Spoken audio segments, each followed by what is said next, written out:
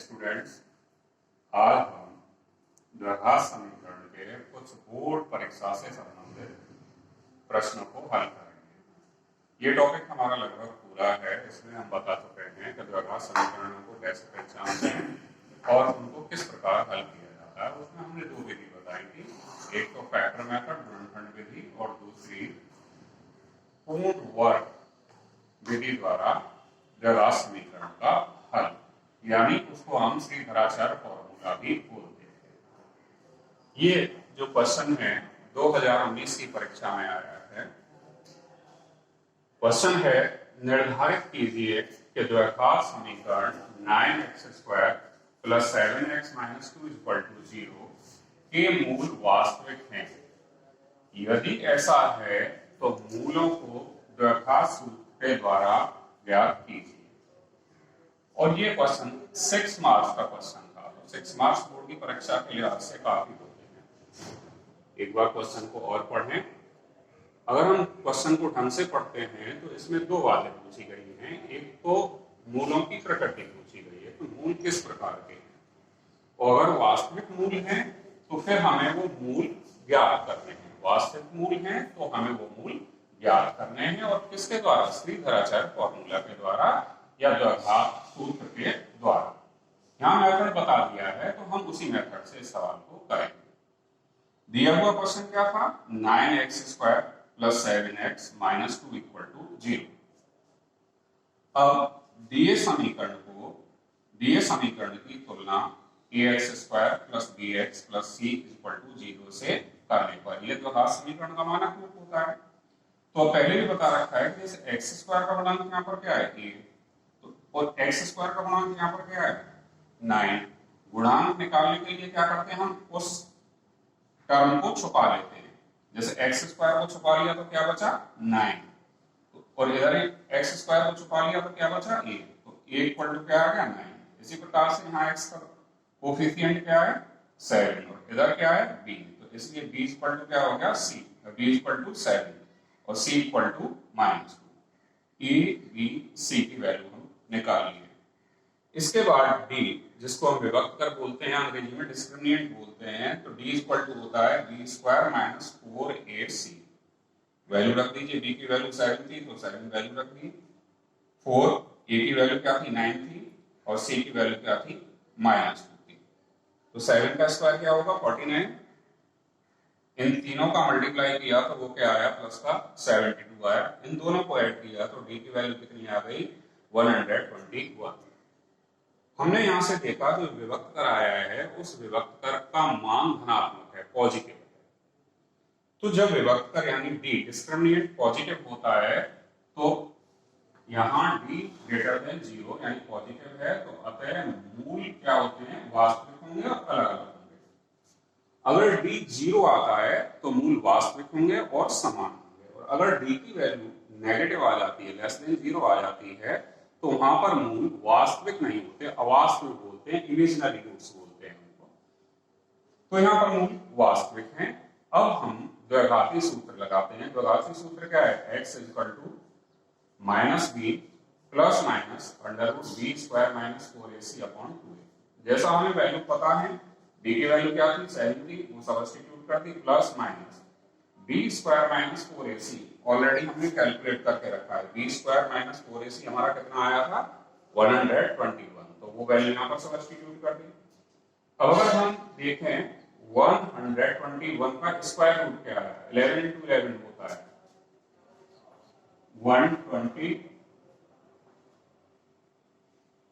121 को हम लिख सकते हैं √11 × 11।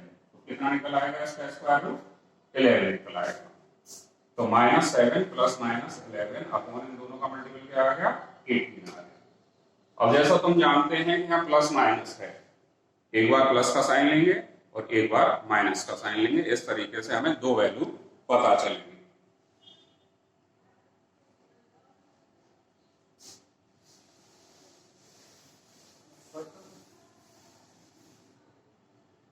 अब यहां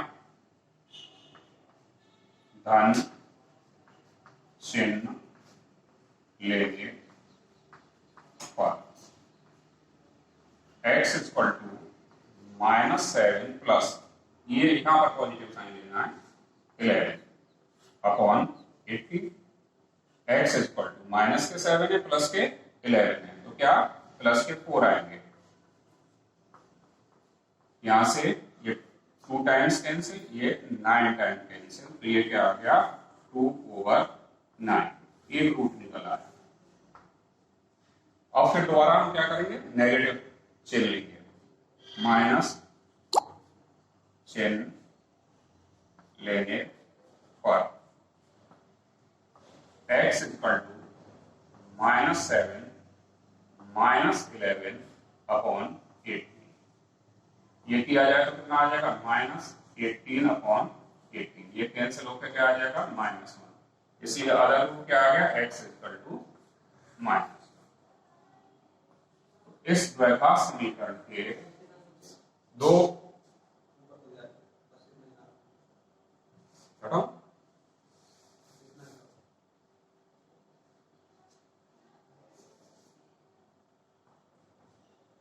यहां से x इक्वल टू क्या निकली -1 वैल्यू, एक रूट तो ये आ गया और दूसरा रूट ये आ गया, तो ये पूरा इसका सॉल्यूशन हो गया। फिर एक बार क्वेश्चन को देखें, एक द्वैघात समीकरण दिया था, उसके मूलों की प्रकृति जाननी थी कि वास्तविक है या अवास्तविक है, और फिर उसको द्वैघात सूत्र से हल करना था। तो दिए हुए समीकरण को हमने तुलना की, स्टैंडर्ड फॉर्म से एबीसी की वैल्यू निकाली, फिर विभक्त कर का मान निकाला, और अगर विभक्त कर पॉजिटिव आता है तो रूट्स क्या होंगे वास्तविक होंगे, और फिर जो वैल्यू थी उस विधराचार फॉर्मूले में हमने रख दी और उसको आगे कैलकुलेट किया।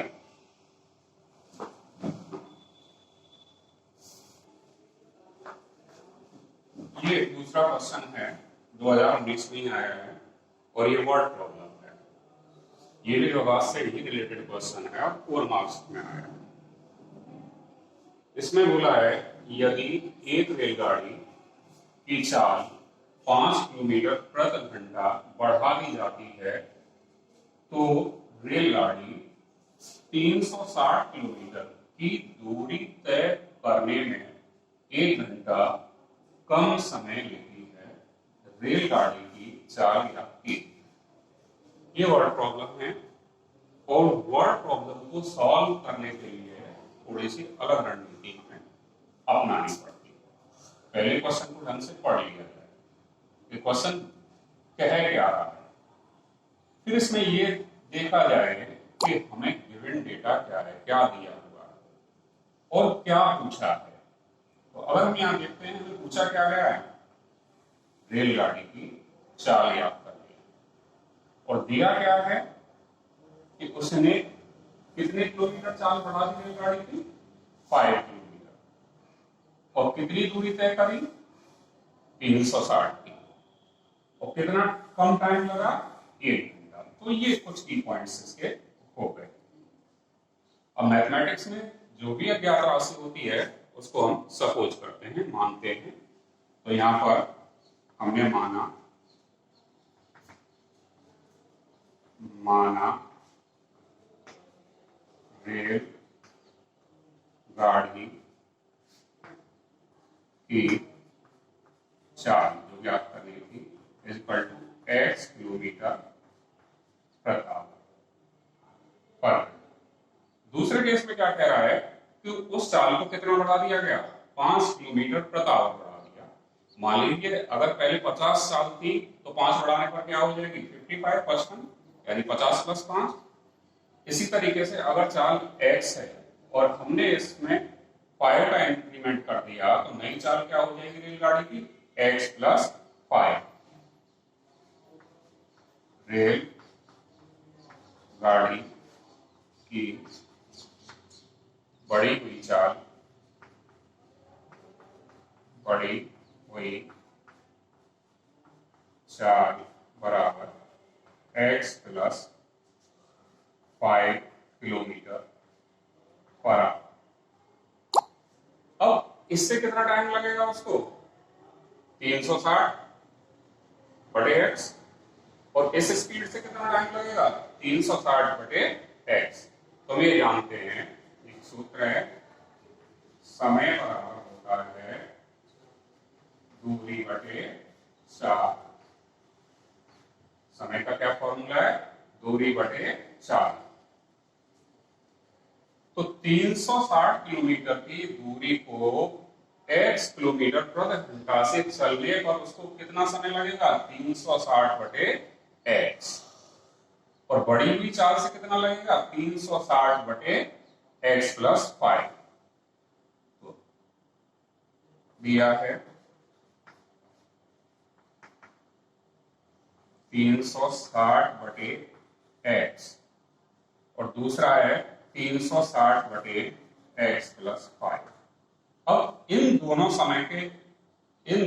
समयों के बीच का अंतर क्या है, बराबर है। कई बार स्टूडेंट्स को कंफ्यूजन होता है कि इसमें से ये माइनस किया जाए या इसमें से ये माइनस किया जाए, यहाँ पर यही प्रॉब्लम रहती है। तो उसको एक आसान तरीके से समझिए कि यहाँ पर जो डिनोमिनेटर है वो क्या है, x, और यहाँ पर डिनोमिनेटर क्या है, x प्लस 5। तो जब डिनोमिनेटर ज्यादा होता है तो जो भागफल होता है वो कम आता है, और जब डिनोमिनेटर कम होता है तो भागफल क्या आता है, ज्यादा आता है। तो ये संख्या बड़ी होगी और ये संख्या छोटी होगी, यानी ये समय ज्यादा होगा और ये समय कम होगा। दूसरा उस तरीके से सोच सकते हैं कि यहाँ पर चाल क्या थी, x किलोमीटर थी, और यहाँ पर चाल क्या हो गई, x प्लस 5। तो चाल अगर बढ़ेगी तो समय क्या होगा, कम होगा, और अगर चाल बढ़ेगी तो समय कम रहेगा, और चाल कम होगी तो समय ज्यादा रहेगा। तो ये टाइम ज्यादा है और ये टाइम कम है। 360 upon x minus 360 upon x plus 5 equal to 1, क्योंकि इन दोनों समयों का बीच का अंतर जो था वो 1 घंटा था। अब इसको हल करते हैं। हल करने के लिए क्या है कि इन दोनों में पहले 360 कॉमन ले लीजिए। 360 कॉमन ले लिया तो यहां से क्या रहा, 1 upon x minus 1 upon x plus 5 equal to 1। फिर हल करने के लिए हम इन दोनों का एलसीएम लेते हैं। 360 x प्लस 5, तो ये आएगा यहां से x plus 5 minus x equal to 1। x से x कैंसिल हो गया,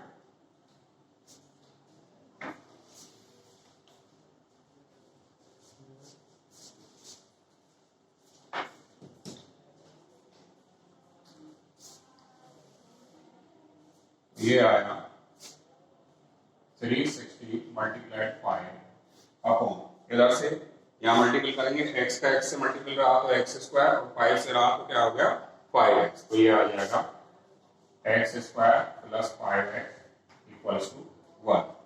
ये इधर ट्रांसफर कर दीजिए, 360 multiplied 5 equal to x square plus 5x।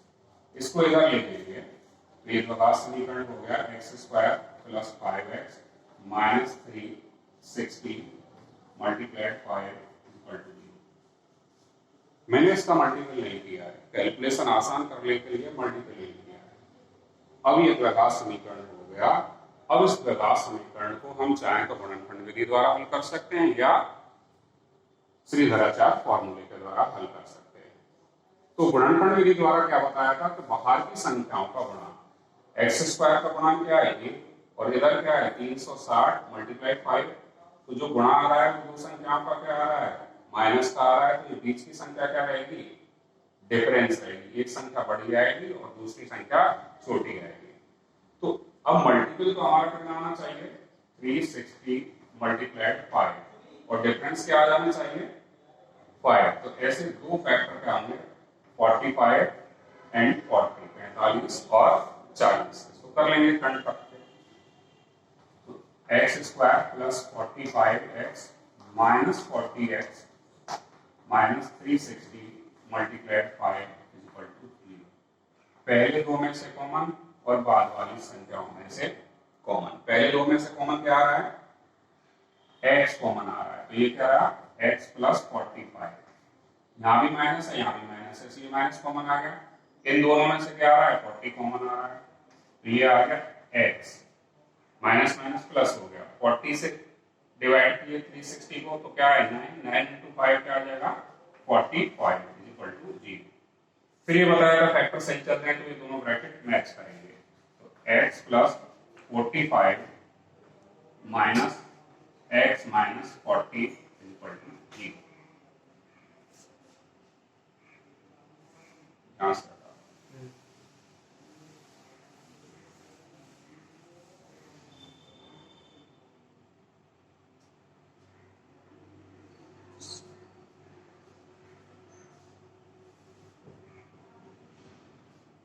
x minus 40 दो ब्रैकेटों का मल्टीपल जीरो आ रहा है, या तो ये जीरो या ये जीरो, आएगा x plus 45 equal to zero. यहां से x इक्वल टू माइनस 45 निकला। ये लेंगे नहीं, क्यों कि स्पीड नेगेटिव नहीं होगी। और x minus 40 equal to zero, यहां से x इक्वल टू क्या निकला 40। और हमने क्या माना था, हमने रेलगाड़ी की चाल मानी थी x किलोमीटर प्रति आवर। अतः रेल गाड़ी की चाल बराबर 40 किलोमीटर पर आवर। ये आंसर।